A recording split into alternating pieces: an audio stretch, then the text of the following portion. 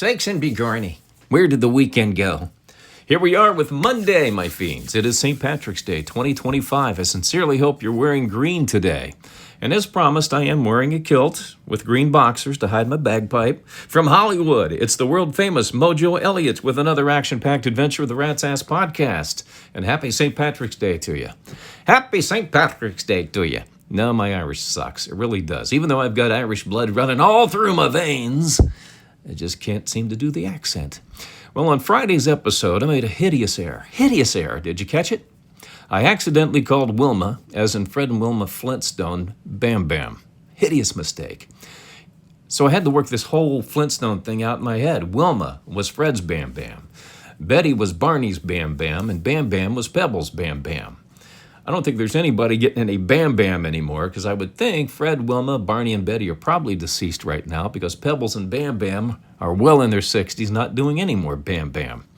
Then I went through and looked at the old Flintstone movies, and I forgot who the actors were. But would somebody please tell me how in the hell Rosie O'Donnell got the role of Betty Rubble? I mean, Betty was pencil thin. Rosie's more like bologna thick. How did that happen? Well, regardless, I will be looking into the Prevagen later this week. Did you see the SpaceX launch on Friday? It was a beautiful ting, a beautiful ting. I'm always amazed by how the booster rocket lands on the launching pad. It's amazing. NASA has never been able to figure this out, but Elon Musk has. So off goes SpaceX to go rescue Suni Williams and Barry Butch Wilmore, the astronauts the Biden administration left stranded for 9 months. They were supposed to go for 8 days.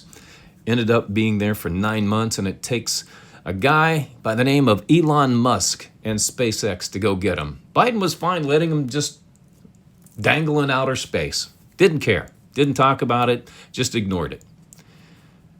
Now we have Arizona Senator and Democratic Senator Mark Kelly calling Musk an asshole.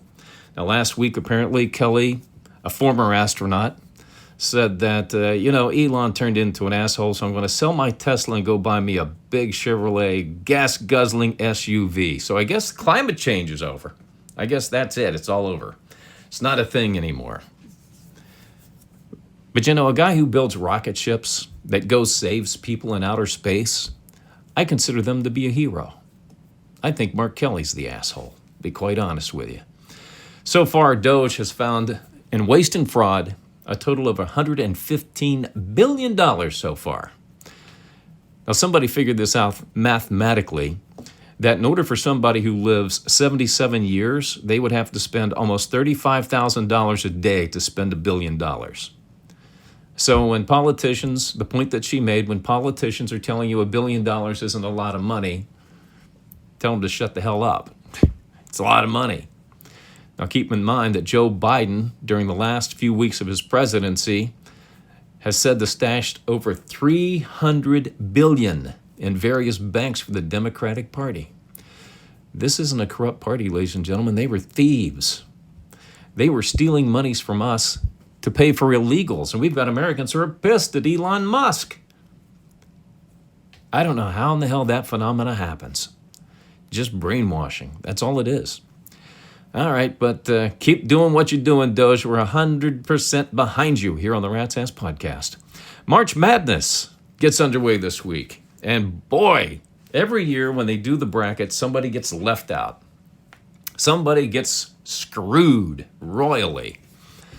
Have you filled out your bracket yet?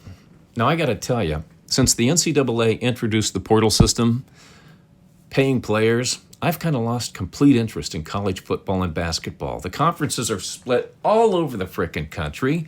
You don't get to really develop a relationship with any player because they leave if they're not happy with every university. So you get a whole new team every year just about. And it's just not, you just can't get behind it. I can't anyway. Some people do. I mean, fans are checking it out. There's plenty of fans out there. They don't need me. But at the end of the day, I just don't get it. I'm okay with paying the players, but under the current system, it's got to be fixed. It really does. These players transferring every single year, some guys getting 6 years of eligibility. My God, it's just It's such a corrupt system, as everything is in America these days. So I hope they fix it at some point with the NCAA. I hope they'll get around to it sometime. But yeah, the team that really got screwed, West Virginia. They got hosed big time. So I started down the bracket to say, okay, let's look logically at this. Do they really deserve to get in? Okay, the Mountaineers were 19-13, 10-10 in conference, and they beat 6 ranked teams this year. Top 20 teams. Beat 6 of them. Now, a lot of their season success happened early because they went through some injuries towards the latter part of the season, and they were just kind of more of a 500 type basketball team. Win one, lose one, win one, lose one. But they still won 19 in the Big 12 Conference, which, one of the probably maybe, if not the strongest, one of the top 2 strongest conferences in the country. And they finished 7th overall, but 10-10 in the conference. So they won 10, lost 10. So it didn't take me long to look down the bracket and see Lipscomb. Lipscomb. I'm like, who in the hell is Lipscomb? Never heard of this school. Now, I think the NCAA every year wants to throw in some of these teams that might be a spoiler, just to add some sauce to the tournament. And if it wasn't one of my favorite teams getting screwed, I probably wouldn't care, to be honest with you. But I love the Mountaineers. I really do. Lipscomb was 25-9 this season. They had won 6 in a row, 11 out of their last 12. So the resume looks pretty good. They played 2 ranked teams only, though, and they were 0-2. Didn't beat a ranked team. West Virginia beat 6. There I go, tapping the microphone again. I'm flailing. My arms are flailing. Sorry about that. So I'll leave it up to you to decide. Did West Virginia get screwed, or did the NCAA get it right? All right, now before we get into the head trauma, let me get rid of that. I can't even hold on to those stats anymore. They're just disgusting. I think the Mountaineers got screwed. Anyway, I want to fill you in on this. Over the weekend, Fleabag and I had a conversation. We decided to take a new look at our social media setup. Now, in the past, we've posted a lot of duplicate content on Facebook, Instagram, and X. Well, starting this week, each platform will have to stand on its own. What you'll see on Facebook will be exclusive to Facebook. What you see on Instagram will be exclusive to Instagram. What you see on X will be exclusive to X. Now, there's probably about a 10% crossover on some things, but our goal is to make sure 90% of the content is exclusive to each platform. So hopefully, if you follow one, you can follow all 3 and get, different things from each platform. So go follow us on Facebook, Instagram, and X, and you can connect through everything on ratsasspodcast.com. All right, it's time to play some head trauma. Today's round is Star Quotes. I'm going to give you a quote from a celebrity, and you have to tell me who said it, and I'll give you 4 people to choose from. All right, so here we go. Who said this? Weinstein told me to get up on the pool table and dance, and I felt so slimy doing it. Weinstein told me to get up on the pool table and dance. I felt so slimy doing it. Was it Jennifer Lopez, Julianne Hough, Julia Stiles, or Halle Berry? I'll have the answer for you later on in the podcast. No longer going to put the answer up on the Facebook page. We're just going to do it here on the podcast. So listen, we'll have it for you coming up.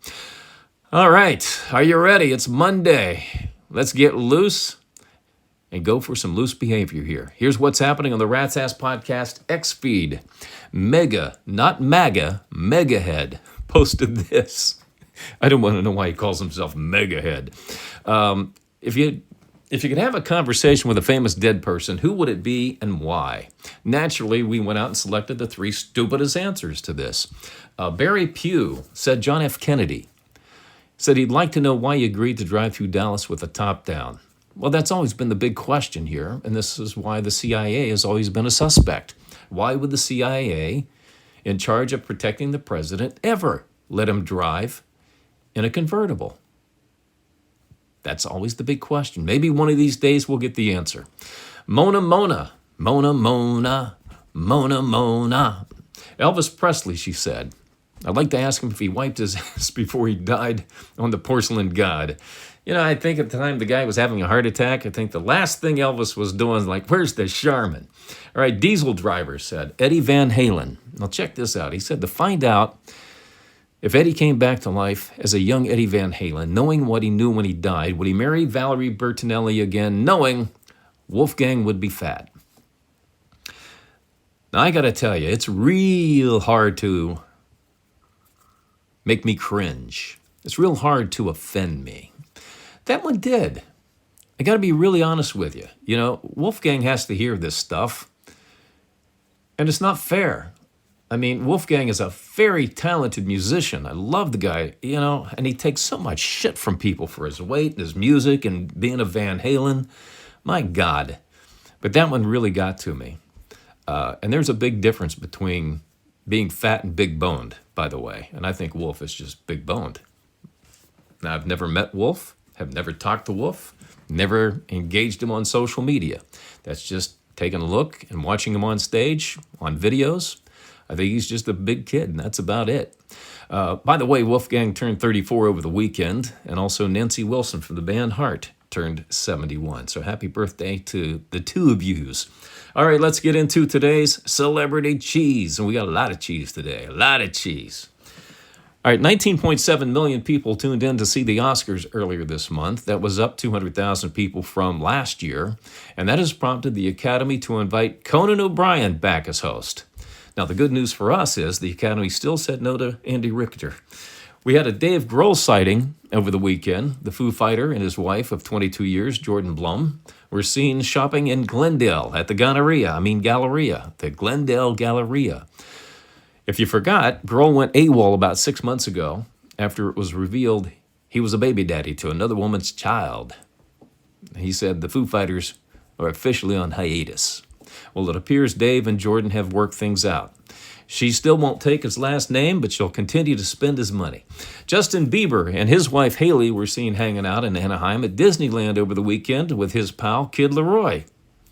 Now, for some reason, don't hate me for this, Bieber fans, but I've always been under the impression that Bieber wasn't tall enough to go on the rides.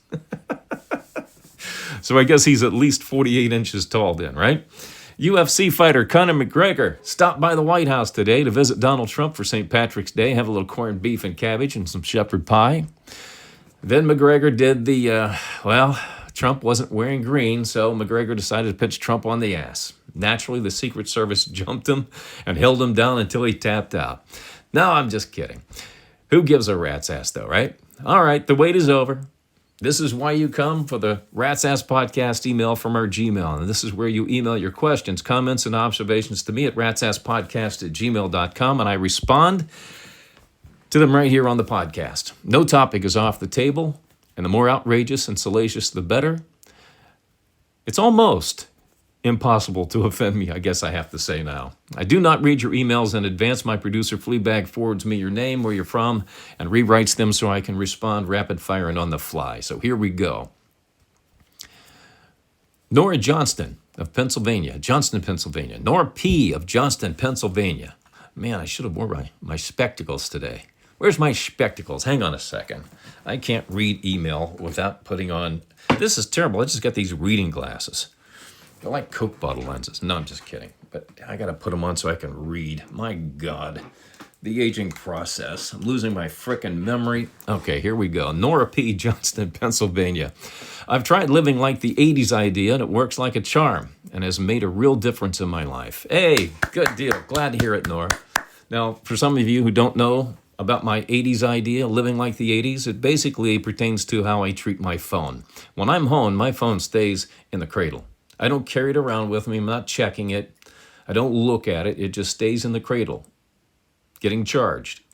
So when I leave, it's 100% charged. The only time I take my phone with me is when I leave because I have my playlists on there.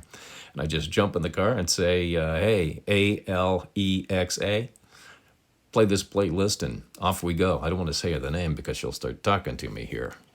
Don't want to do that. But that's what I do.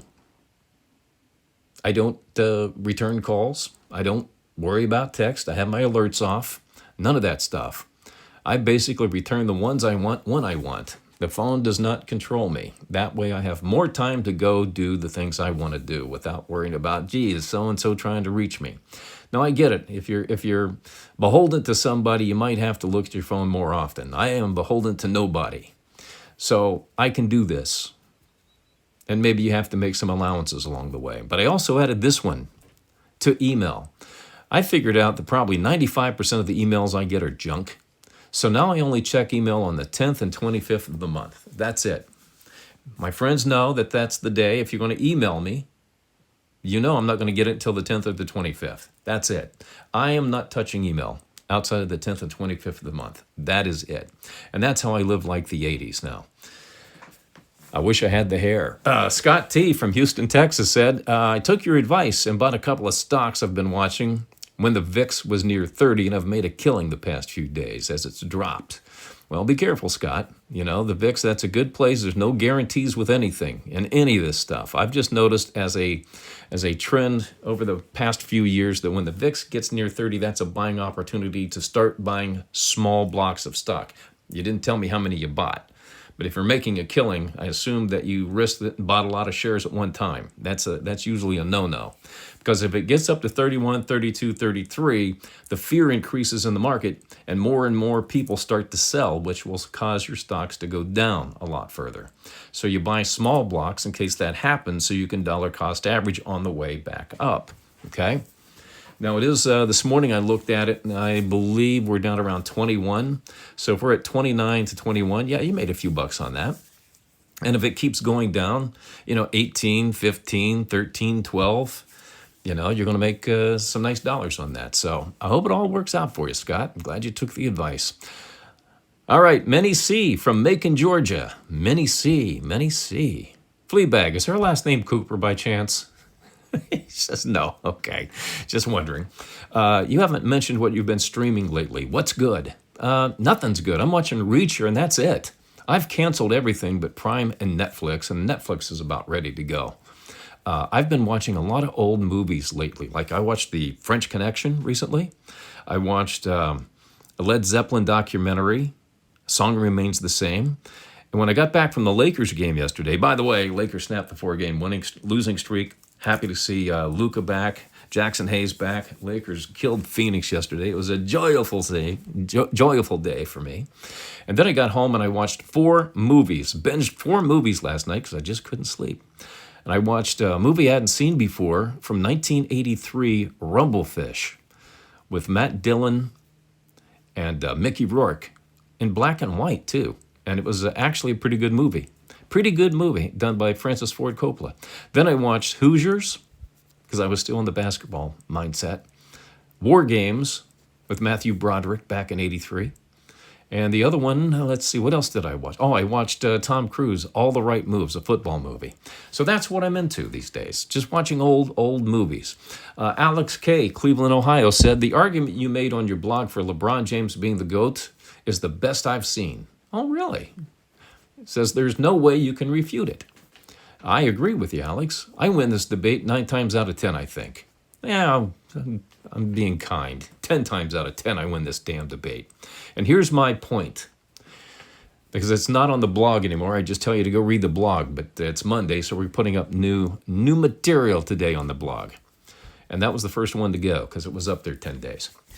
But the argument is this. I believe that teams win championships. Players are defined by their individual stats. When you look at LeBron's stats compared to Kareem, compared to Michael Jordan, who are usually right there in the top 3 when we do this argument,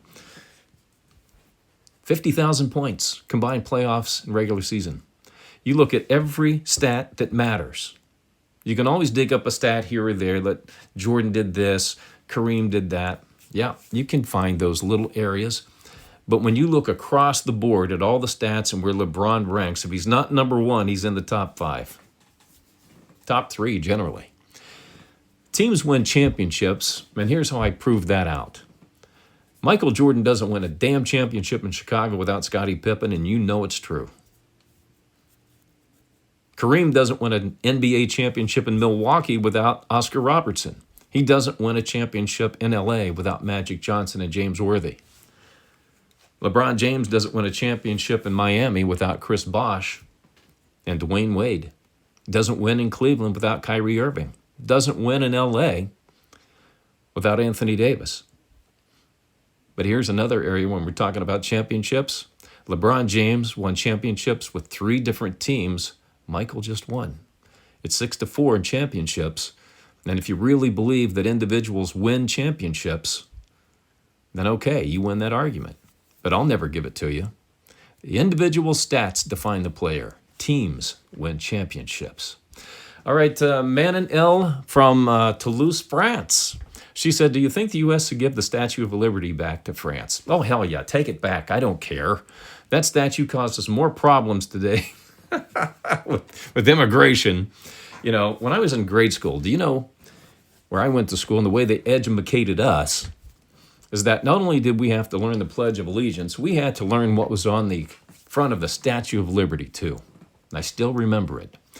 Give me your tired, your poor, your huddled masses, yearning to breathe free, the wretched refuse of your teeming shore. Send the homeless, tempest tossed to me. I lift my lamp beside the golden door. I had to memorize that growing up. Now, here's some things that I will share with you. I don't want to just be harsh when I say take it back. In 1886, when France gave us the Statue of Liberty, do you know how long it took to get from Europe to the United States? There were no planes. They had to go by boat. I'm sure some people tried to swim. Took up to 90 days, depending on where you were traveling from. 25 to 90 days. Today, 50 million people fly from Europe into the United States. 50 million a year. Can you imagine that nightmare with if they all just decided to stay and not go back? Real immigration problem, wouldn't it? Now, when Ellis Island opened and they started coming in back in the 1930s, everybody was documented. Everybody had to also, when they were being documented, had to say what they did for a living. What was your trade? Were you a carpenter? You know, were you a bartender? Whatever it was, you had to say that you had value when you walked into the United States, so they would send you back. Today, there are some who believe in the Democratic Party that you just open the borders and y'all come. Y'all come means Democrats let you in, so vote for us. That's what that's all about. There's no doubt in my mind that's what that's all about. So, yeah, you know, I say either strip the poem from the front of the Statue of Liberty or send the damn thing back to France. We had enough with it. And by the way, it's not that impressive. Growing up was like, I want to see the Statue of Liberty, and you go. It's like going to the Grand Canyon. Oh, okay. Can we go home? That's it? That's what all the hoopla was about? No big frickin' deal. All right, Bruno B., Berlin, Germany. Have you heard what NFL teams will be playing in Berlin in 2025? Oh, God, an easy question. Thank you. By the way, Fleabag, where's the outrageous and salacious stuff? We did that thing Friday Light last Friday, and today there's nothing salacious here. There's nothing outrageous here. I think you're slacking, buddy. I think you're slacking. I think you need to clean your engines up a little bit over there, if you know what I'm saying. A little, who's your daddy with the wife? Huh? She cutting you off already? Oh, well, anyway, let's... one of these days, I'm going to have to put him on live on FaceTime and just go at it with him. We're going to have to do that. Right now, it's on FaceTime, and we keep the volume down. All right, have you read, he said, NFL teams playing in Berlin in 2025. Well, I know Indianapolis was announced as the home team. Rumor is it'll be the Denver Broncos. Denver Broncos. That'll be a good game, Indy and Denver. Oh, the Broncos and the Colts. See what they're doing to you? Let's put the horses together. Now, to be honest with you, I'm not a real big fan of playing regular season games overseas. We should give you the exhibition games. Maybe the last game of the exhibition season should be played if they want to market the NFL. It screws, you know, the home team every year of getting one. They lose a game. They might get 8, they might get 9. Most cases, it screws a team out of a game. And I get the NFL wants to market, make it a global product because it's run by a globalist ownership, globalist not general, but a commissioner that's a globalist. But I kind of feel like the NFL belongs to America. It was started here. It's American. And I'm fine if they want to play exhibition games overseas, but the regular season games, damn it, play them here in the United States of America. And I might be on an island by myself on this one, but that's my story and I'm sticking to it. All right, head trauma answer. Today we're playing star quotes. I'm going to give you a quote from a celebrity, and you have to tell me who said it. And I'll give you 4 people to choose from. Who said this? Weinstein told me to get up on the pool table and dance, and I felt so slimy doing it. Was it Jennifer Lopez, Julianne Hough, Julia Stiles, or Halle Berry? Would you believe it was Julia Stiles? I know you went with Julianne Hough, didn't you? Uh-huh. See? See what I did there? Put the hook in and whoa! Took you in another direction. All right, if you missed it, go see the doctor about your head trauma and get well soon.